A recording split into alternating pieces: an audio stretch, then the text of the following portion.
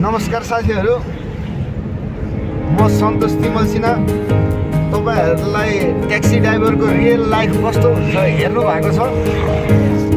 अहिले चाहिँ म दिल्लीदेखिबाट कीर्तिपुरसम्मको यात्रामा छु।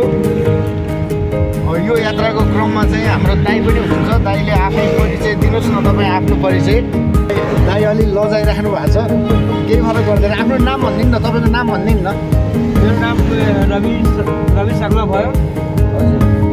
अहिले चाहिँ तपाईँ कीर्तिपुरसम्मको यात्रामा हुनुहुन्छ होइन त?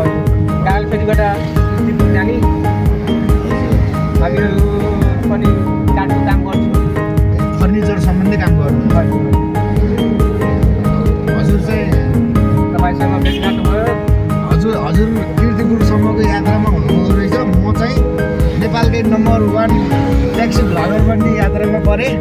ठिकै छ, खुसी लाग्यो। दर्शकहरूलाई पनि यसो देखाइदिइहालौँ ट्याक्सी ड्राइभरको रियल लाइफ कस्तो हुन्छ। हजुर आज मेरो पेसेन्जर पर्नुभयो, त्यो भएर चाहिँ सामान्य हाम्रो सबै चाहिँ साथीभाइहरूलाई पनि देखाउँ ट्याक्सी ड्राइभरको चाहिँ रियल लाइफ कस्तो हुँदो रहेछ भनेर हो। अगाडि रोडहरूको पनि सिनहरू देखाइदिउँ। यसो यो चाहिँ अहिले हामी जडीबुटीतिर आइपुग्दैछौँ होइन त? जडीबुटी छेउछाउतिर आइपुगिरहेको छौँ। हामी चाहिँ अहिले खास कीर्तिपुरसम्मको यात्रामा छौँ।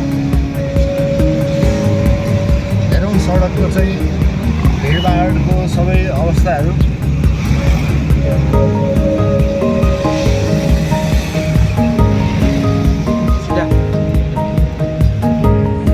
अहिले चाहिँ हामी ठ्याक्कै यो जडीबुटी चोकतिर आइपुग्यौँ।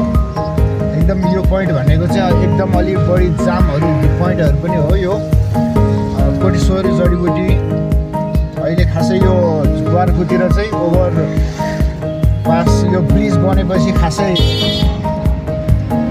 त्यति जाम हुँदैन भने अहिले अब ग्वारखुमा नहुने जाम चाहिँ साटो बाटोतिर चाहिँ बढी भइराखेको छ।